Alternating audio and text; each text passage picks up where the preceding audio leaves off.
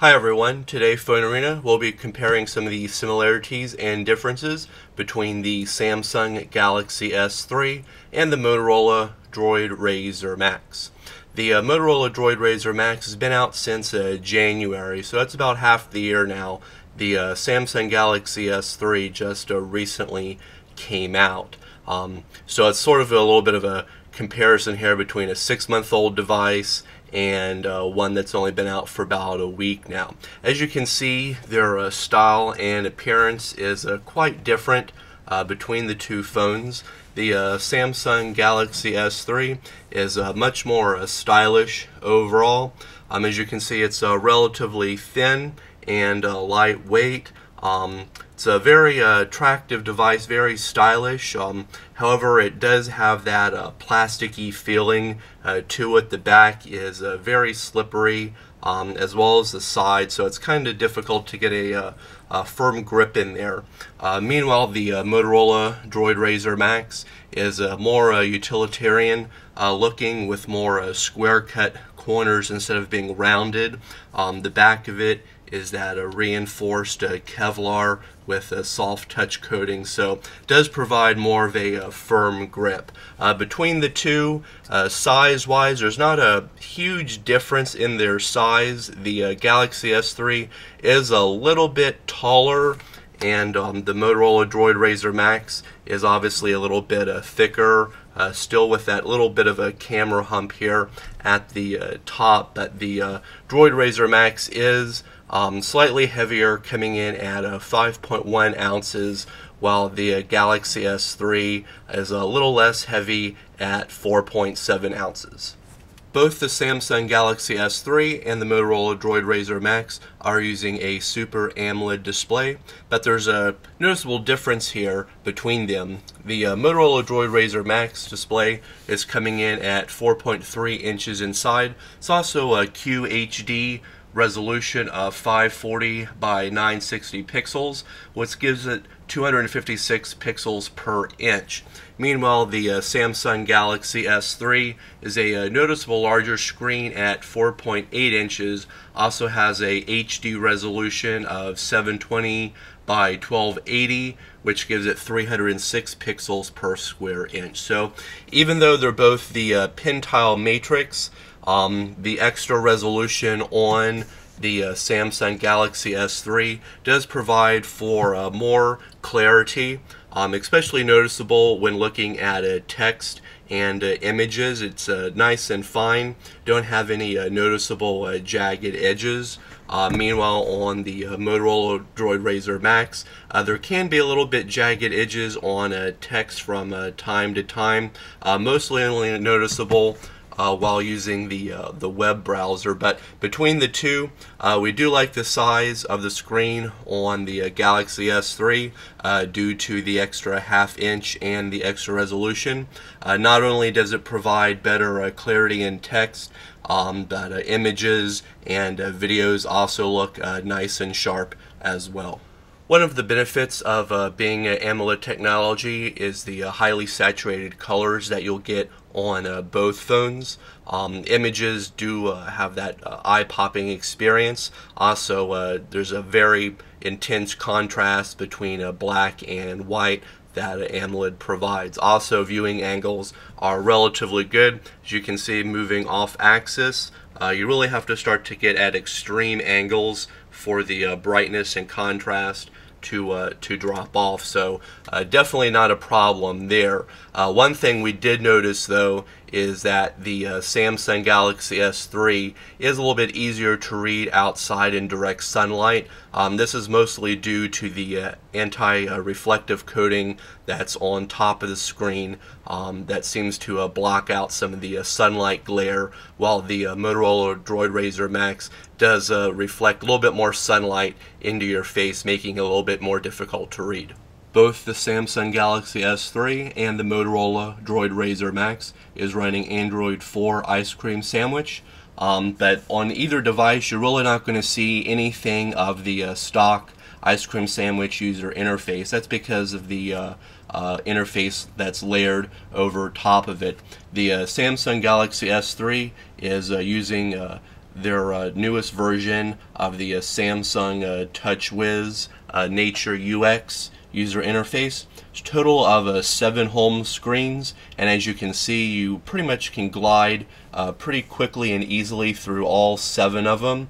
The Motorola DROID RAZR MAXX is still only limited to 5 home screens, and it's also using the Motorola Blur user interface on it. As far as your app drawer is concerned, the Samsung is using side-to-side movement as well as the Motorola. As you can see, there's a little bit difference there in the way it switches between the panes, between going through the app list. It does seem a little bit more fluid on the Samsung than on the Motorola, but still not a bad difference between them. One advantage to having the larger 4.8-inch screen on the Galaxy S3 is when it comes to web browsing. That extra real estate definitely does come in handy. As you can see, web browsing, other than that, is pretty similar on both devices with the stock browser, though we did find the Galaxy S3 with the kinetic scrolling and the pinch to zoom does seem a little bit more fluid and fast than on the Motorola DROID RAZR MAXX. Does seem to take a little bit longer when it comes to rendering than on the Galaxy S3. But other than that, it's a pretty similar experience here when it comes to the web browser. Naturally, both the Samsung Galaxy S3 and the Motorola DROID RAZR MAXX is running on Verizon's 4G LTE network. Right now we're having some thunderstorms in the area of South Florida, which pretty much happen on a daily basis during the summer down here, so it seems to be affecting our speed somewhat. The Galaxy S3, we recently run the speedtest.net app, came up with a download of 5.34 megabits per second and an upload of 4.75. Meanwhile, the Motorola DROID RAZR MAXX came up with a download of 3.68 megabits per second and an upload of 3.26. So as you can see, there is a bit of a speed increase here with the Galaxy S3. Normally outside on a nice sunny day without any bad weather in the area, the Galaxy S3, we've seen downloads anywhere between 15 and 20 megabits per second, while the Motorola DROID RAZR MAXX seems to top out anywhere between 8 to 10 megabits per second on their downloads. So the Galaxy S3 does seem to continually have the faster download and upload times between the two using 4G LTE. There's a clear difference between the 8 megapixel camera on the Samsung Galaxy S3 and the Motorola DROID RAZR MAXX. The Galaxy S3, the colors are much more natural looking, while on the DROID RAZR MAXX, the color is a little bit more dull, almost lifeless. Also, the Galaxy S3 does have a better sharpness with its images than the images from the DROID RAZR MAXX. So overall, between the two, we do like the images more from the Galaxy S3 just because of their more natural color and sharper detail, with the Motorola DROID RAZR MAXX being a little bit duller in its color and not quite as sharp and as detailed as on the Galaxy S3. Another thing to point out is that for interior images, the Galaxy S3 also does a much better job with their interior images as well. Lighting is also a bit different between the two, and when using the flash, the Galaxy S3 also does a better job with a more natural looking flash image, where the Motorola DROID RAZR MAXX seems to have a little bit of a bluish hue to it that isn't present on the Galaxy S3. So overall, for outside pictures, inside pictures, and flash images, the Galaxy S3 does seem to do the best job. Both phones are capable of recording video at 1080p resolution and also at 30 frames per second. However, we did notice some differences between them. The Samsung Galaxy S3 does seem to produce the better looking picture, basically because the colors are a little bit more natural. Also, the video is a bit sharper than what we got with the Motorola DROID RAZR MAXX, where color on it is a little bit more muted and not quite as a sharp detail as what we get with the Samsung Galaxy S3. So overall, between the two, when it comes down to not only the camera performance but also the video recording, the Samsung Galaxy S3 does seem to do the best in this area.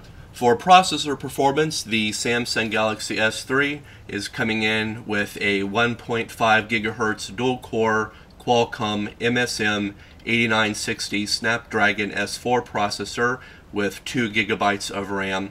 Meanwhile, the Motorola DROID RAZR MAXX is using a 1.2 GHz dual-core Texas Instrument OPAM 4430 processor, and also with 1 GB of RAM. So because of the noticeable difference with the processor, it comes as no surprise that the Samsung Galaxy S3 is producing higher benchmark tests. Here we have the Antutu benchmark. As you can see, the Galaxy S3 pulled in a score of 6,863, while the Motorola DROID RAZR MAXX produced a score of 6,168. Also, with quadrant benchmarking, the Galaxy S3 produced scores a little bit over 5,000, while the Motorola DROID RAZR MAXX was just slightly under 3,000. And for testing their frames per second with Needmark 2, the Galaxy S3 produced 58.7 frames per second, and the Motorola DROID RAZR MAXX at 36.7. So overall, definite speed increase here with the Galaxy S3 and the Snapdragon 4 processor. Signal reception on both phones are pretty good, though the Motorola DROID RAZR MAXX did seem to pull a slightly better signal than the Samsung Galaxy S3. As far as voice quality is concerned for calls, we did notice that voices on the Motorola DROID RAZR MAXX did sound a little bit fuller with a little bit better overall tone, while the Samsung Galaxy S3 did sound a little bit thin when it came to voices and not quite as full and natural sounding as what we got from the Motorola DROID RAZR MAXX. Of course, one of the biggest differences is with their battery life. The Motorola DROID RAZR MAXX comes with a impressive 3300 milliamp battery. This is able to provide us up to 17 hours of continuous talk time on a full charge. We can also, under mixed usage, go anywhere between 2 to 3 days without having to charge the device. Meanwhile, the Samsung Galaxy S3 comes with a smaller 2100 milliamp battery. Because of this, we're only able to get about 8 hours of talk time.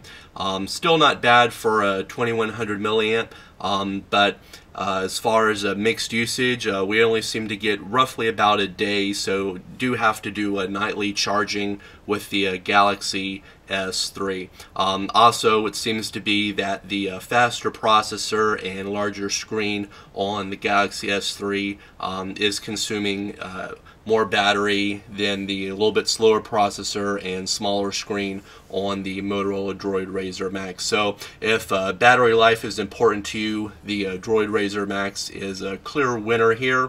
Of course, with the Samsung Galaxy S3, you can always pick up 1 or 2 extra batteries, keep them charged and handy if you do need to have some extra battery life with you. Overall, we're pretty happy with both phones, even though you're looking at one that's just come to market and another one that's been out for the better part of a year now. The Motorola DROID RAZR MAXX definitely has a nice following.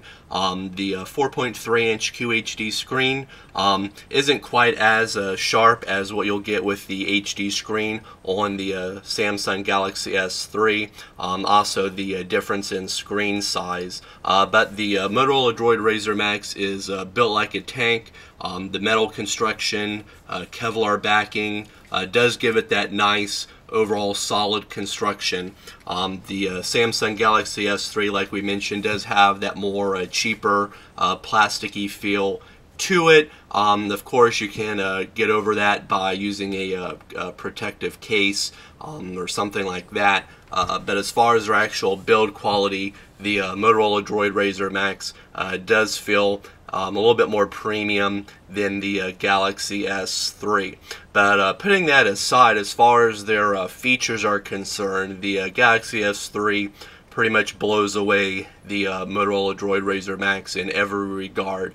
Has the larger display, HD resolution, faster processor, twice as much RAM, better camera for pictures and video recording.